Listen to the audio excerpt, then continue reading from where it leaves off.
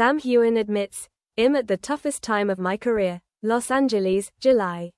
The bright West Coast sun poured down on bustling streets, where towering billboards bore the faces of dozens of movie stars. On one of them, Sam Heughan smiled, warm eyes, pale blonde hair, impeccable suit. A symbol of success. But in his suite on the 18th floor of the Chateau Marmont, Sam sat alone in a dark room, the curtains drawn, a cold cup of coffee beside him. He had just ended a call with the director of his new film, a role that was supposed to take him to the next level. But instead of excitement, he felt empty. He hadn't slept a full night in 3 months. Every time he closed his eyes, he saw his face in hundreds of promotional photos, the forced smile, the fake eyes. He had loved this profession. He had believed acting was a way for him to live many lives. But now, he just felt like he was dying in the long-running role of Sam Heughan. The phone vibrated, a message from Katrina Balfe. "Are you okay? I heard you cancelled today's shoot." He didn't answer right away. He just stared at the screen. Katrina, his co-star, his companion, the person who once knew him better than he knew himself. But she, too, was fading away. She had a family, a child, a different life. And he, after 10 years, was still trapped in the image of Jamie Fraser, the hero of Outlander that the world loved but in whom he no longer recognized himself. He texted back, "I just need a little time." A little time, a phrase he'd been saying for the past 3 years. But how much time is enough to save someone who no longer believes in the light? 3 days later, Sam appeared at a press conference to launch his new advertising campaign.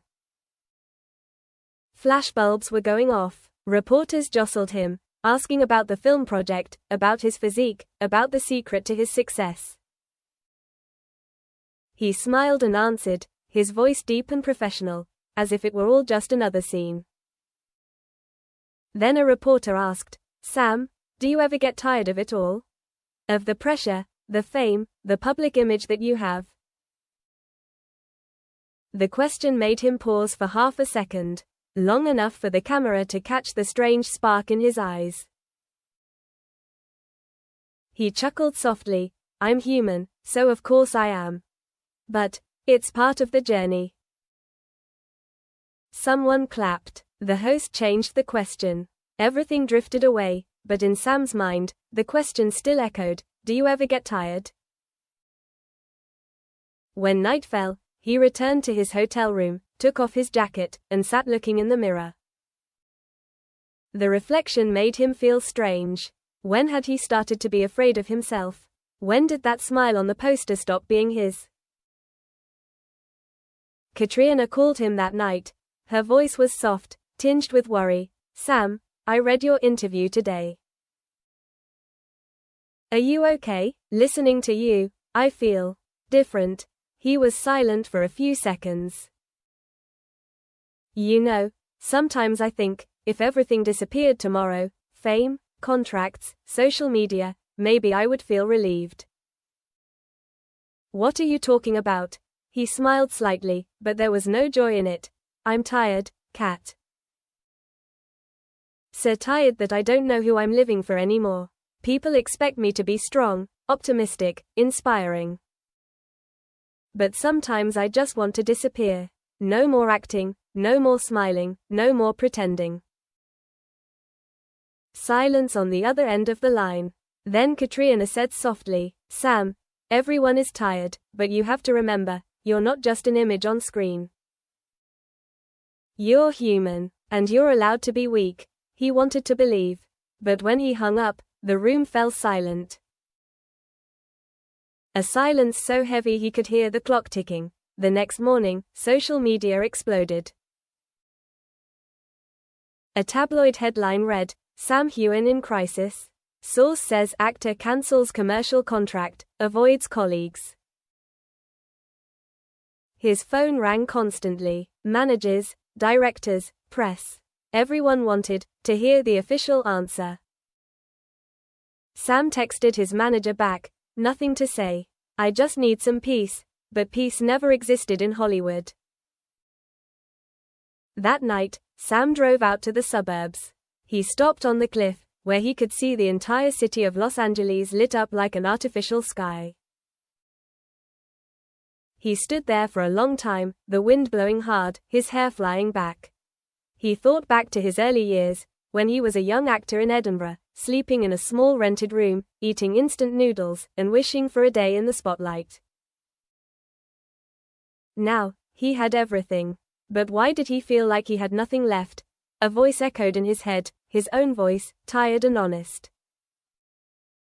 Maybe I've gone too far from where I started. He sat down, looking up at the black sky.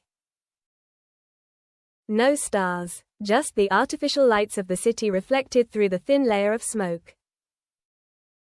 Sometimes I want to give it all up, he whispered. No one heard, only the wind, and his own shadow, swaying in the night. News about Sam was all over the entertainment pages. Outlander actor has a mental breakdown.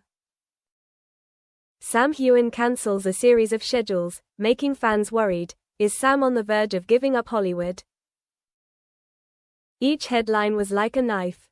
He didn't read it, but somewhere in the closed room, they still crept in through every crack in the door, every message, every curious look from those who care.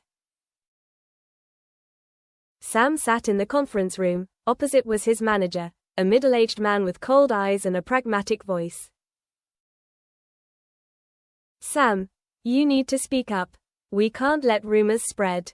You have to prove you're okay. A video, a post, anything.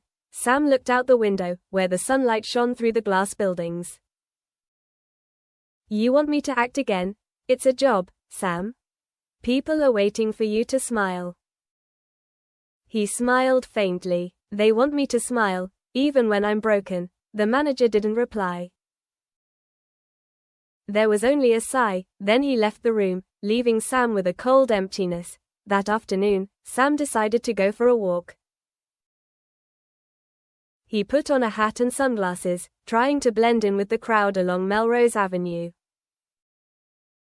The movie posters, the smiling faces on the billboards made him choke up. When he entered a small corner cafe, he heard soft acoustic music, the smell of baked goods wafting through the air. For the first time in months, he felt at peace. In the corner of the cafe, a girl sat drawing, about 30 years old, hair tied back, face focused. The picture she drew was him, Sam Heughan, but not the image on the poster. It was him, tired, deep-eyed, in a simple sweater. The girl didn't notice him standing behind her. He watched for a few minutes, then said softly, "Your picture is beautiful." She startled, turned around, eyes wide. "Oh my God, you are." Sam quickly put his finger to his lips, smiling slightly. "Please don't say it so loud." "I'm just a passerby." She smiled awkwardly. "Sorry. I just draw to relieve stress. I watch Outlander, but this isn't Jamie Fraser. I draw Sam, the real person behind the character." Sam was silent. Those words made him feel like someone was seeing through the facade he had worn for so long. "What kind of person do you think Sam Heughan is?" he asked, his voice low. The girl thought for a moment and then said, "Someone trying to remember why he loved what he did." The answer stunned Sam. He sat down opposite her, and they began to talk. Her name was Leah, a freelance artist who had lived in Scotland for a few years. They talked about rain, about whiskey, about the ancient stone streets of Edinburgh. And for a moment, Sam felt like he had been pulled out of the glass cage of fame. That evening, he received a text from Katrina. "I heard you disappeared for a whole day. Are you okay?" He replied, "I feel a little better today. I met a stranger who doesn't know anything about Hollywood, and that's good." On the other side, Katrina sent back just one line, "Don't miss the chance to find yourself, Sam." In the following days, Sam often visited the cafe. Leah didn't ask about showbiz, didn't ask for photos, didn't mention Outlander. She just drew, while he sat reading, sometimes helping her clear the table. Gradually, he told her things he'd never told anyone: the fear of failure, the pressure to always be perfect, and the feeling of being alone among millions of people who loved him. One afternoon, as the sun was setting, Leah asked, "Why don't you stop for a while? Go somewhere far away, without being Sam Heughan anymore?" Sam smiled sadly. "I've signed too many things to live this life. If I leave, people will think I'm weak. And if you stay, you'll lose yourself." Those words were like a knife cutting into the mask he had worn for 10 years. That night, Sam went home, opened the closet, and took out his old suitcase. He packed a few clothes, a notebook, a pen, and a photo of him and Katrina in Scotland, back when they were both unknown actors, laughing in the rain. He didn't leave a message, just a short email to his manager: "I need to disappear for a while. Don't look for me." Then he left Los Angeles, driving north. Night fell along the highway, the yellow lights receding behind like a fading memory. The wind blew through the car window, carrying the smell of the sea. He felt lighter, even though he had no idea where he was going. All he knew was that, for the first time in a long time, he was no longer afraid of tomorrow. The next morning, the newspapers exploded: Sam Heughan mysteriously missing. Outlander star leaves Hollywood without saying goodbye. Millions of people posted, fans worried, studios were in chaos. But somewhere, in the Oregon mountains, Sam was sitting in a small wooden cabin by the lake, sipping coffee, writing the first line in a new notebook. "I don't know where I'm going. But I know, I can't continue living in the role." Outside the window, mist covered the lake, hazy like the Scottish mist in his memory. He smiled slightly. Perhaps, for the first time in his life, Sam Heughan was truly free.